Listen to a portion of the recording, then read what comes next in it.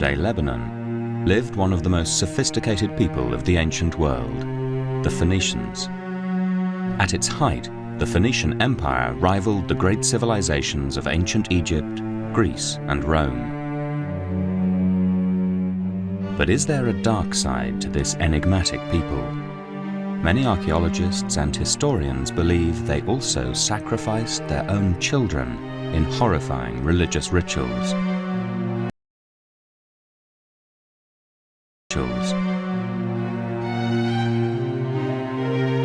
We have this massive and very dramatic rite taking place in the dark, involving the cutting of the throat and bloodletting, accompanied by musicians. The Phoenicians had a sacrificer, someone who was especially adept with the knife and could slit the throats very effectively. A blood sacrifice on the altar, accompanied by the actual cremation on a funeral pyre. Did these blood-curdling rituals, goddess Astarte, according to Roman and Greek historians, it was common practice among Phoenician aristocrats to bring their virgin daughters to the temple when they reached the age of puberty. The girls had to go to the temple of Astarte and stay there and be lain with strange men. The high priest would then force them to have sex with visiting foreigners who paid the temple handsomely for the privilege. The stranger was viewed as an emissary from the gods. After intercourse, the girl had made herself holy in the sight of Astarte and went away home. So these very young girls were actually... Deze wereld die dus op dat niveau speelde.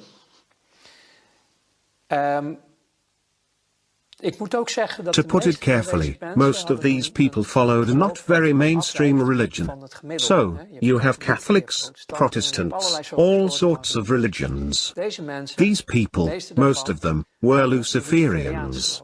And then you can say, religion is a fairy tale, God doesn't exist, none of that is real.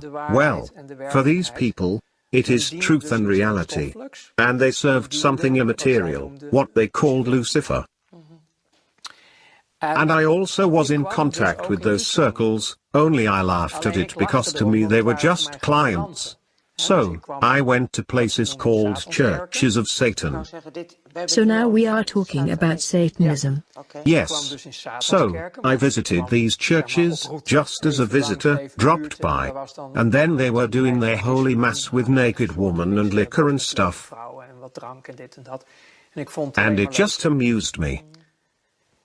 I didn't believe in any of this stuff, and was far from convinced if any of this was real.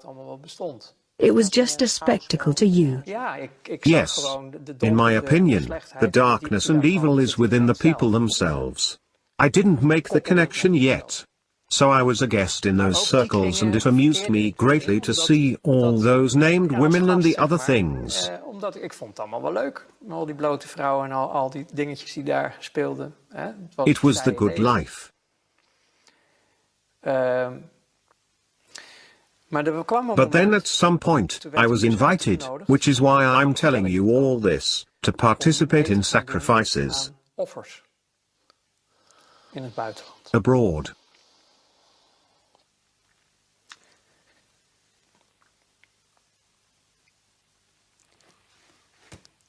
That was the breaking point. Children. You were asked to do that? Yes. And I couldn't do that. Would you like to stop for a moment, by the way? No. And then I started to slowly break down. I lived through quite a lot as a child myself, and this really touched me deeply. Everything changed. But that is the world I found myself in. And then I started to refuse assignments within my job. I could no longer do it, which made me a threat. I was no longer capable of functioning optimally. My performance started to shake and I had refused tasks. I had not participated. The purpose of the whole thing, eventually, in that world, is that they have everybody in their pocket. You need to be susceptible to blackmail. And blackmailing me proved to be very hard if I look back on it. They wanted to do that through those children. And that broke me. Is that, you are not telling me something new, what they also do in politics? If you Google this, you'll find enough worldwide witness accounts to know this isn't a Walt Disney fairy tale. Unfortunately, the truth is that worldwide they have been doing this for thousands of years. I once studied theology, and even in the Bible you find references to these practices with Israelites. The reason the first 10 tribes were banished to Babylonia was because of these rituals with children, including the sacrificing of children. So this is pertinent. All this made me believe, because I realized there was more to life than meets the eye. There is a whole invisible world. It is real. Of the Sun newspaper. It's a grainy home movie shot in 1933. Playing up for the camera, a young Queen Elizabeth is seen apparently raising a Nazi salute alongside her mother and younger sister dancing around. Her uncle, the future King Edward VIII, does the same. Whether an innocent gesture done in jest, the palace is said to be scrambling to figure out how the film got out.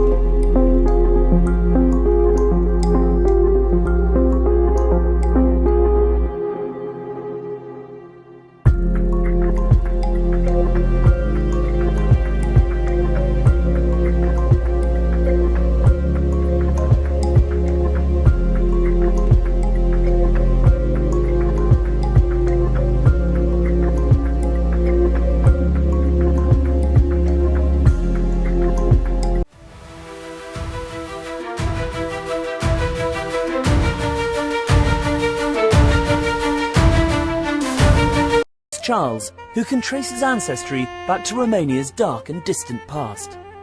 The genealogy shows that I'm descended from Vlad the Impaler, you see. So I do have a bit of a stake in the country. As it were.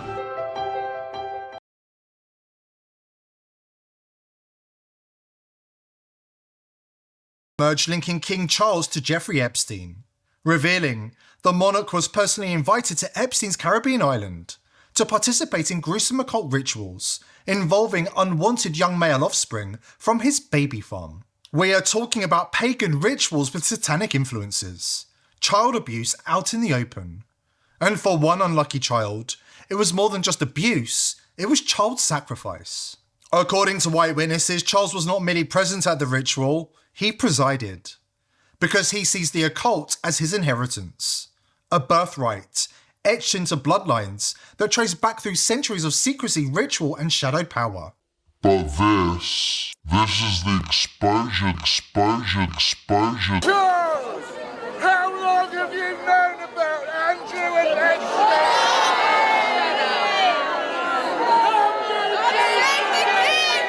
Andrew got prosecution!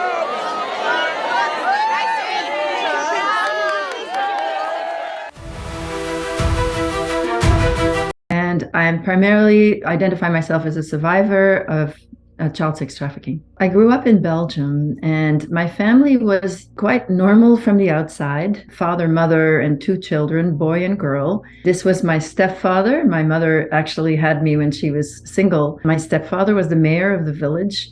And so we were not poor. Growing up for me is in the first years, I had a caretaker, and my mother was single, and I was being brought to caretaker every day. I loved her. She loved me. And I was actually very outgoing as a toddler.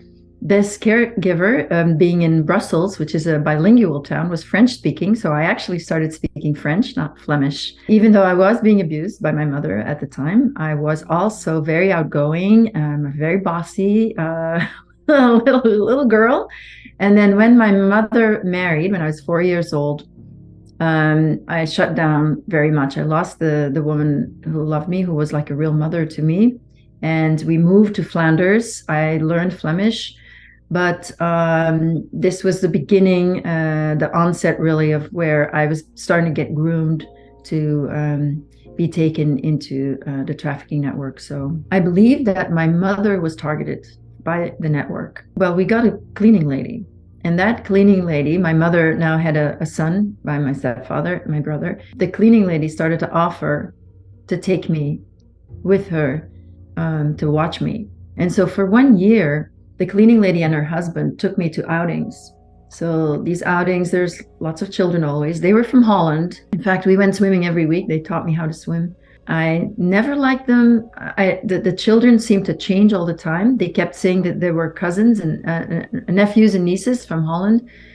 And there were definitely Dutch children there, but also Belgian children. And I was rather confused. I was never really allowed to connect with any of these children, but there were many. They did this for about a year before they took me then to the first event in the network. Once I was being taken to the network, my mother actually took over from the pimps. I don't really know what happened exactly, but I tried to tell my mother what had happened to me and the words that I had available to me at that time.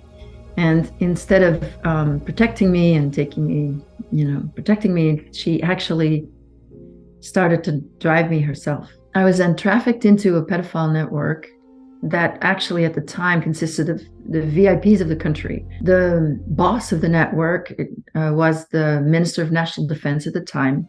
The people involved, I found out later more than anything, but were all quite powerful, had important posts. And it was a mix of politicians, of high-placed officials, in fact, government officials, clergy, as well as aristocrats. And that was the Belgian network. However, this Belgian network connected to what is an international network. Well, it's very dark what happens inside the network. It's a mafia that uses kids to blackmail people primarily. People get lured in, but of course it takes a specific kind of person who is going to go that way, who's not going to stop themselves before they end up in bed with a child. Everybody was in each other's pocket and nobody was free anymore. So first, this husband of the cleaning lady to me, and I was just around my 6th birthday. So I was brutally. Then they took me to what was an orgy in a castle. And it was extremely confusing because it was a masked ball or something. It was masked. And so people were all dressed like hippies. That was the first time. And it was extreme. And it was made clear from the start that if I were to speak out, then not only I would be killed, but anybody, I would definitely be killed if I spoke out. And that was made clear. Not long after that, my mother got a driver's license. She couldn't drive. She just got a driver's license without taking lessons. She got a car without having taken lessons. So she got the only available automatic car at that time, which was a Dutch car. So she was very excited. She actually took me to the registrar office, the sort of Belgian DMV, which was at the town hall, to get her driver's license because she was really proud. And then she started to drive me to the network herself. My mother had a contact who was a woman from a noble family, and I've seen them talk to this countess, which made no sense at all. This countess would have never addressed those people, or would have really not ever addressed my mother either. But my mother sort of bragged about her relationship with this countess. I was 6 when it started, and for the first 3 years I was used as what was called an expendable child, because my mother and father were themselves not part of this network, as other parents were. They could do anything with me. In the Belgian network, there was a group, particularly aristocrats, who killed children. A few times I was in situations like that, but I just happened to not be killed. So in this network, you have to understand it's a murderous network. Expendable children, that means that they can be killed. That's to say, it was clear that their lives wasn't valued, so those children could be used for anything. That could mean they could be used for torture and killing. So it's very hard to talk about what happened to me during those first 3 years, because it was very extreme. So I was in quite a few extreme situations. I was sometimes taken to bars and given to the men there, but other times I was taken to castles, and then waiting with a handler until until the first group of people had left, and then at the late hour, the younger children were brought in. Sometimes I was taken to somebody's house for the day. My mother would keep me out of school and then just drive me to somebody's house.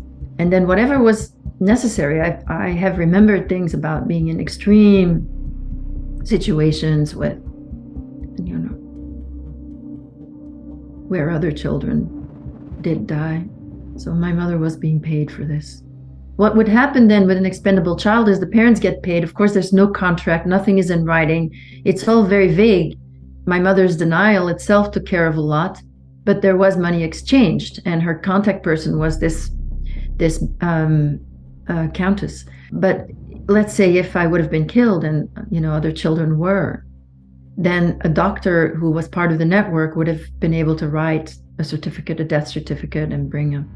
So in 1972, I was traded by the boss of the network to an international player, somebody who was in the international network that the boss of the network wanted to do business with, wanted to be in their good favor, because this was someone who had global power. And this person apparently had this countess ask my mother who my father was, and also they drew blood. Anyway, they found out that I'm from one of the bloodlines, which is something that in this global network is very important. So this perpetrator then decided that he was going to get me trained, that's to say, mind control trained, which is torture-based, and to make me an elite slave, and to even give me a platform on the world stage so I could be an elite slave to the most powerful men in the world. So elite slaves are trained, most of them are trained from a very young age, and they can be people who are actually famous, but are actually being used as slaves because it's all about the same kind of mafiosi style. I was being trained to spy, and also I was literally trained to make men fall in love with me at age 9. It was about a month long initially, but it was really a year long. The whole training was a year long, and meanwhile I was already being used. I was taken to Germany on weekends and spent it with someone who I realized later was a very big politician in Germany at the time. I mean, I was, not only did he really like me, but I was also spying on him, and I was reporting about his weakness then to who had become my owner, which was this international network. Basically, when I was going to Germany on the weekends with this, being driven there by handlers of the Belgian network and then dropped off in places, picked up by on the side of the road, actually on a quiet road, by this politician, and then I would just simply drive with him. And so because I had been trained, I knew how to not be, not call attention to myself. He would check in, and this was very similar each time. It was always very idyllic, beautiful places on the beautiful rivers in Germany, in some small hotel pension, and there's maybe 3 or 4 rooms, and so he would have the whole hotel to himself, but we would sleep in the same bed. And then of course it would be all about pleasing him, and for him, I know that there was a great joy, or maybe pleasure is the right word, in having these people, just fawn all over him and be so grateful and lucky that this very important person is visiting them and is gracing them with his presence. And they would say that, if anything, he would say that I'm his niece. But of course, my German, he actually taught me to speak German, this politician.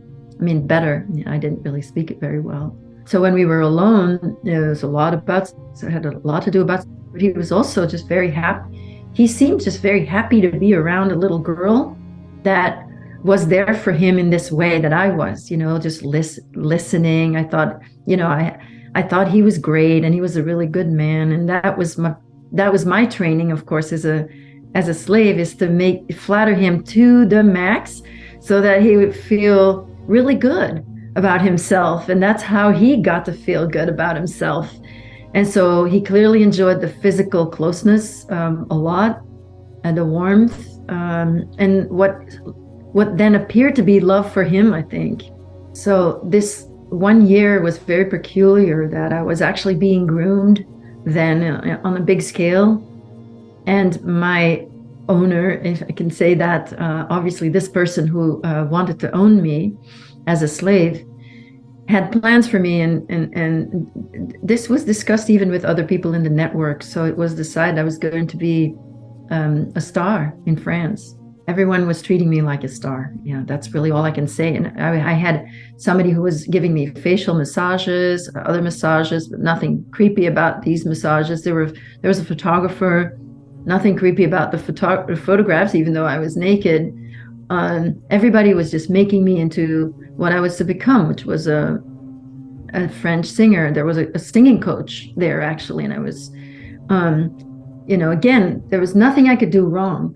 Everything was positive. So there was no correction. It wasn't really correction. Everything was, it's like kind of how we are taught now to treat our kids, to just focus on the positive. But I never experienced that before. And suddenly there's this voice coach, and, he brings out the best out of my voice, the purity of the voice, and teaching me to sing certain songs, again, through repetition, certain French songs, Edith Piaf, Jacques Brel. And I was singing these songs, and it was easy. The French came back very easily. Eventually, I was going to be inducted into the cult. And so being inducted into the cult eventually was sort of my graduation, I guess, or it was to be the beginning of my new life, let's say. And there's been a lot of talk during that year about what my life was going to be, how comfortable, the most beautiful apartments in Paris, the best house on the Côte d'Azur, the yacht, the respect, the platform. Everybody would think I was the best singer, actress in the world, and I would get all the magazine out. It was all prepared, and it was just that what I had to do to belong eventually was just too much. I rebelled and was kicked out. Basically, I was reprogrammed, and I was extremely humiliated and punished. And this was reprogramming to make sure I would never become successful. After I was put back in the Belgian network, the Belgians never really discovering what had actually happened to me, used me for their VIPs then. But a young gangster came into the network, and he had power in the Belgian network because he wasn't afraid to use a gun. But eventually, a year later, he ended up rescuing me. So now it's back to my mother driving me to the network. And once this gangster showed up, things changed a little bit, because he would keep me longer and so forth than usual. And so also groomed me for 6 months, in fact, and started by protecting me, and then ended up abusing me worse than anybody else. Such violence, and then, that would have resulted in my being murdered. And then he had a change of heart. And then he made a deal with the boss of the network to get me out. The physical circumstances of this gangster's name is Patrick Hammers.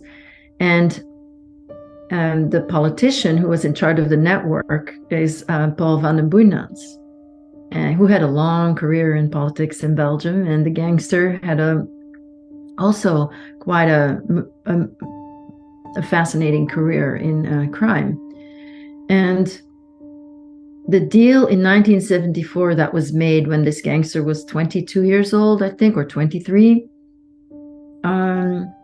was that he was going to work for the politician to get me out. He was going to become his whatever left-hand man. And what he did at age 11 is he gave me instructions for life, and they were extremely detailed. He told me never to become to never sleep with anyone for anything, never do it.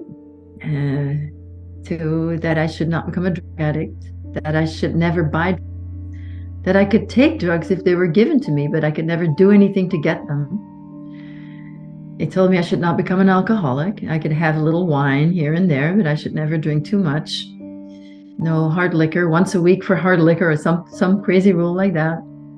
He told me that I should leave the country, that I should leave Belgium, that I have to go to Paris, London, New York. I have to settle in New York, and I should marry someone who is not an older man who made his own fortune, but someone my age who is from a wealthy family, preferably a family of New York bankers. This all came out of his mouth as he was basically driving me home the last time.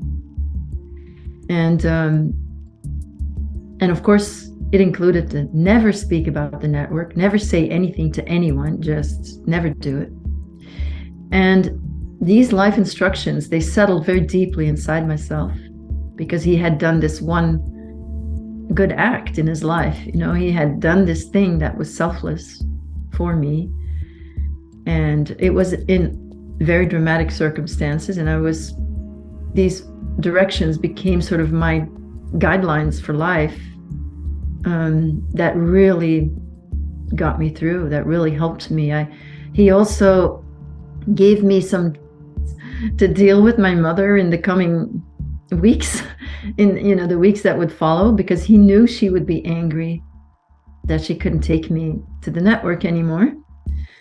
And he told me to try to leave that house as soon as I could. So once I was rescued from the network, I really was never trafficked again.